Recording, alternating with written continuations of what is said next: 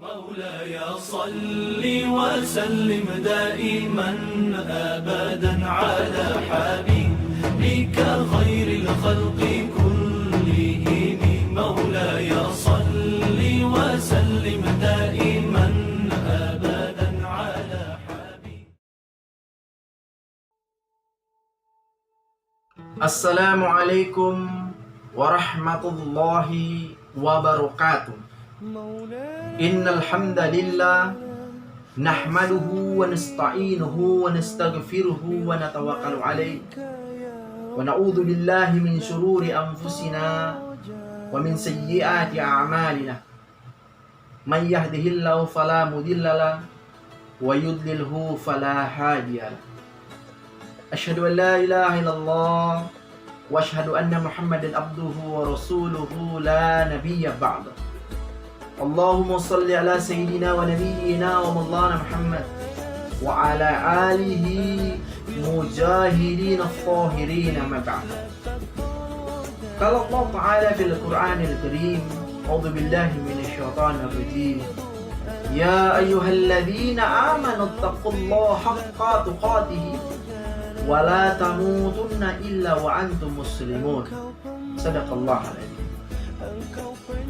Hadirin wal hadirat yang dirahmati Allah Subhanahu wa taala. Marilah kita sama-sama menaikkan puji serta rasa syukur kita kepada Allah Subhanahu wa taala. Karena sampai detik ini Allah Subhanahu wa taala memberikan kita begitu banyak kenikmatan.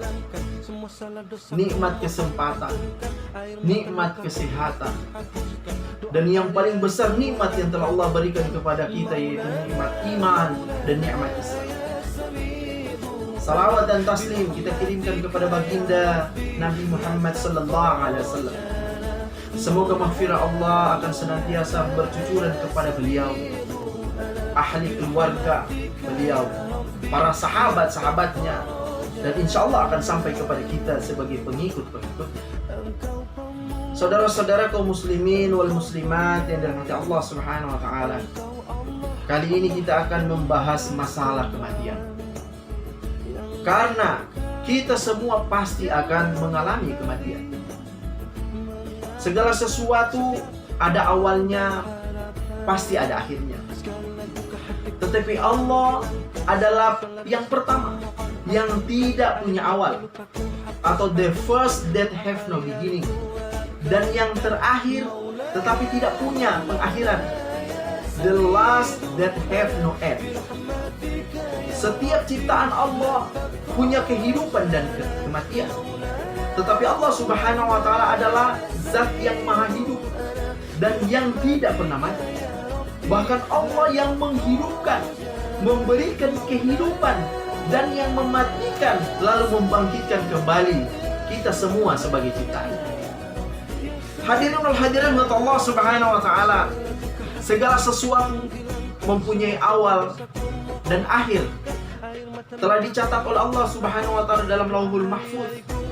Seseorang tidak akan dapat menghindari atau lari dari rizki sebagaimana mereka tidak dapat lari dari kematian. Perkara ini telah Allah Subhanahu wa taala tetapkan di Lauhul Mahfuz 50.000 tahun sebelum Allah Subhanahu wa taala menciptakan segala sesuatu. Mati akan datang kepada kita walaupun kita dilindungi oleh benteng yang paling kuat, dan rizki akan datang kepada kita walaupun kita bersembunyi di tempat yang tidak ada makhluknya, di tempat yang tidak ada manusianya. Rizki dan mati ini perkara yang tidak bisa dipisahkan dari mata Allah Subhanahu wa taala. Tidak mungkin seseorang mati sebelum rizkinya habis. Mati ini akan datang setelah rizkinya habis. Tidak ada satu makhluk pun yang mati kekurangan rizki di kolong langit ini dari mata Allah Subhanahu wa taala. Mati dan rizki ini telah ditentukan oleh Allah. Mati ini adalah ketentuan Allah dan rizki pun adalah ketentuan Allah. Namun Allah Subhanahu wa taala memberikan kita sebab-sebab kematian, memberikan kita sebab-sebab datangnya rizki, atau bagaimana cara kita menjemput itu rizki. Rasulullah SAW pernah berpesan bahwa malaikat Jibril membisikkan di dalam hatiku bahwa suatu jiwa tidak akan mati hingga telah sempurna rizkinya. Karena itu hadirin Allah Subhanahu wa taala, bertakwalah kepada Allah dan carilah rizki dengan cara yang baik, dengan cara yang halal, proporsional, dan tidak tersibukkan dengan ini masalah pencarian rizki. Dan hendaklah tertunda atau lambatnya datang rizki tidak mendorong kita semua untuk mencari dengan kemaksiatan kepada Allah. Karena sesungguhnya keridhaan Allah Subhanahu wa taala tidak akan bisa diraih kecuali dengan ketaatan kepadanya. Jadi keridhaan Allah ini akan datang, akan muncul dengan cara kita mencari keridhaannya, dengan cara beribadah kepadanya, dengan cara berbuat baik. Hadirin Allah Subhanahu wa taala, semua manusia di kolong langit ini telah sepakat dan yakin bahwa kullu nafsin dha'iqatul maut. Setiap yang bernyawa pasti akan mengalami ini namanya kematian. Kematian adalah akhir dari nikmat Allah yang sering kita abaikan, bahkan terkadang kita takut untuk menghadapinya. Rasulullah sudah mengajarkan kepada kita agar jangan takut kematian dan jangan sekali-kali kita mencari sebab daripada kematian ini. Kita diajarkan Rasul cukup dengan bersiap menghadapi ini kematian. Persiapan kita ini tidak banyak hadirin. Cukup mempersiapkan iman dan amalan kita. Jika kita mati dalam keadaan miskin, Allah Subhanahu wa taala tidak akan marah. Jika kita mati dalam keadaan kaya, semua itu tidak dapat menjamin keselamatan kita saat meninggal nanti. Meskipun uang kita ini segunung, tidak ada selembar pun yang akan kita bawa ketika kita menghadap Allah Subhanahu wa taala. Jika kita mati tidak membawa iman dan amal, maka Allah Subhanahu wa taala akan murka kepada kita hadirin. Mati itu bukanlah masalah. Yang jadi masalah adalah hidup kita jika kita tidak pergunakan untuk bersiap menghadapi kematian. Sakit itu bukanlah masalah hadirin. Yang jadi masalah adalah ketika sehat kita tidak mempersiapkan diri untuk taat kepada Allah Subhanahu wa taala. Ketika kita sehat, kita tidak mau beribadah kepada Allah Subhanahu wa taala. Inilah jadi masalah.